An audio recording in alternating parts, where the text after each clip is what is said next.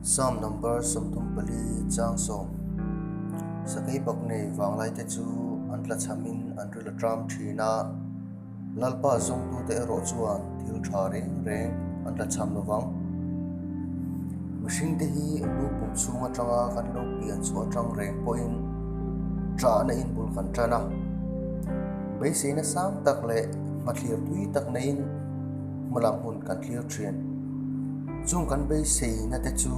ti lotlin ani theinan kan theina zong song kan manga nat na le lungai na tam tak kan tok thin a thenan be donga a thena ro chuan an sung tu na te chu an ti pui khinga nima sela machine thinlunga hian tok ti lem anei lo wangin tu sa kan thei tak tak lo kan nun ti lungoi thei tu te kan nun ti tlei thei tu nia kan hriat hian kan nun chung rel hi a fa ber longo ti in kan ke kan pen zela nima sela hi khovel ti siam ve mai hian kan nun alo khat zo tak tak lo chana thon khat bung ni chang som pro ka chuan hi khovel ti lom zong song hi ti sa chang na te chang na te tam chung ro pui na lem hi pa chuak ani lova khovel a chuak ani zong si a ti mission hi khovel hian in ti ka ma lung oi na fang kim min pek thei do na bo wangin hi khovel hin mangai lo turin lu silani hi khovel chang ka na le ma so na rola ke pen tumin mitam tak kan tlan vela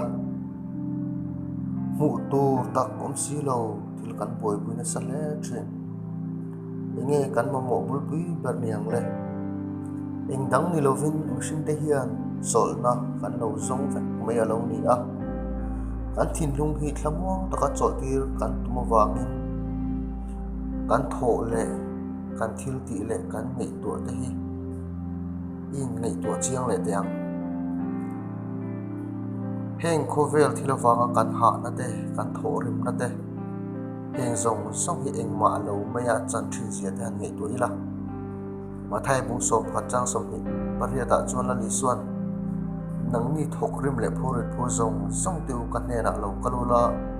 keiman ka chol ti rang chu ti in la li suan min so mani ane na chol na kin ha dam na ki ma omani ti min shila ni chu tin Krista chanchin kan don le kan chan hi dam pui khopin kan o yang kan nun hi sol te hi Krista min ofamin kan hol phalen ti zo na poi mo takani chen kha chu an nun ne na in thleng an huam lain chen kha te ro chuan he khovel an mangai wangin lali suwa an pom thei lo mangai tu thin nu tan chuan a fan na to ne he khovel hi kan kum hun na tur hune moti in kan tu ta nangin kan nun kan mang ral le thina kan chak na te tham ral le thin chu wangin lali suwa Krista ne na lo hi chuan lung oi na te thlamuan na te nun lim na tak tak te kan po thei tak tak lo lo ni tin mi pian thanan chan to nu hian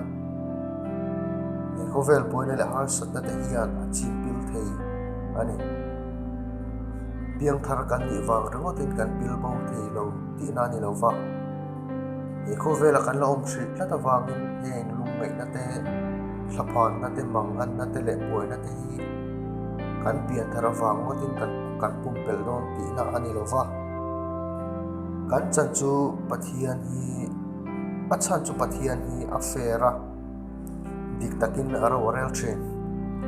mi thale mi sual chunga po ru asu tir thina kan chunga po heng zong zong thleng ve thei reng ani he khoveli kan khol jin naram ani meu wangin heng har sat na lung ngai na te kan to hi pathian ni na phalani chumi ani wang chuan Krista tan hen taka kan din angaya ama nena etnaka kan din theina turin akebula thinila ama zongin ama be seila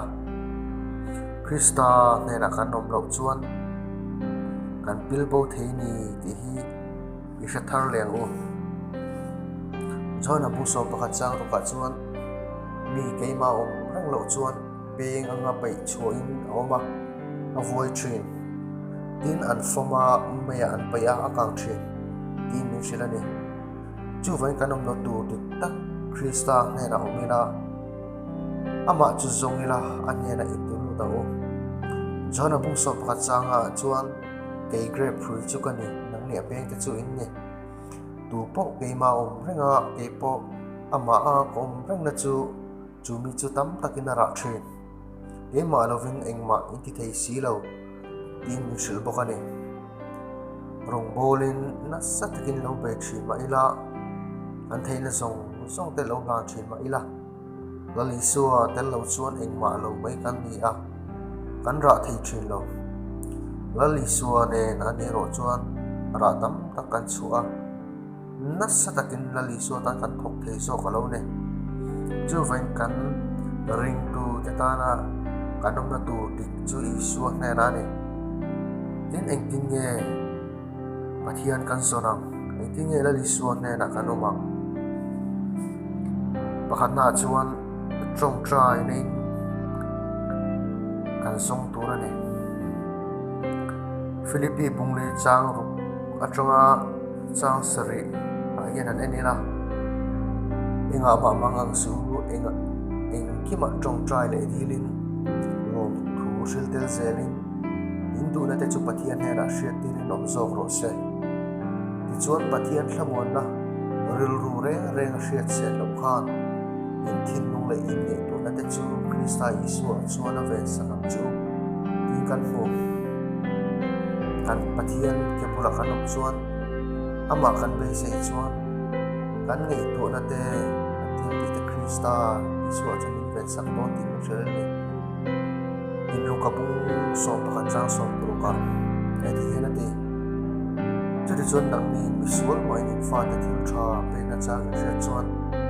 in pa vanami chu na ti tu chu rau te awa pe do em ti na soya kan trong trai na ti pathian in cha na tua ama kan thing thita alam kan atu thin chu vai an ne na kirela akke pula umila chuan anin engkim kan mo song pe do na anin min shuai do na ni panina chuan Bible chia pathian thu mangin sam sa som pakua chang sa panga chuan I thu hi ka ti ta te hian khon warania ka koma ta ne ngani ina soya tin chu ko pa pung le chang se le chang le da chuan churi chuan pathian thu thui dong ro ni ma sela dia bora chu do dal ro ti chuan atlan ro sanang cheu pathian ne ro ti chuan ani anayang chu tin min shil pathian kan nei chuan ani min nei dor ani tin min shila pathian lama pen hat ke pen do chuan ani chu atlan hi ron tlan ang chu wangin pathian panila ke ta ne ro zong pathian nei hi thani tila kan ta ni na thani chu wangin ama chu pe lila kan nun le kan rong bo na zong songa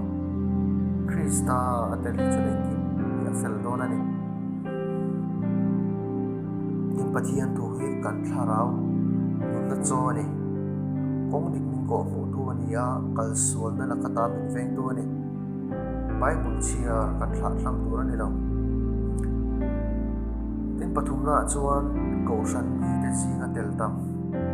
atu si bung ka chang som ni pani atang som ni ma chuan tin thileng kim akin hoya da ama chu engkim chunga luatan kaushan ne na chura pe a kaushan chu ataksa ni engkima ti khat tu fam kim na chu in anmo kaushan sing mi te ne na kan tel tamya kan taksa rel ru le tharau ti thang le ni siam le thin kaushan mi te in pol khom na kan tel tam hian kan tana tha kong ti ka mi suaya nun dan tu mi zem tira kan chak lo na te mi shet tira chak na thar mi pele tu ne zo ven kaushan ho si kan tel tak tura ne ina to pera chuan ikhar sat na pok tokin engtin mura po tingila pathian kan zona ama kanau chuan kan nena turin le min chan lam turin en pe rengane lalpa hi zong tu ten hena lo man pek mangani a hi zon chuan in muang ki kula hon sak don chu ni zong ru in muang tin shana ni kan zon chuan min mudo kan mudo chu vain lalpa zong tu ten an mu thin ama chang bai sei la ko vela in mi ti lim thei tu te mi ti lom thei tu te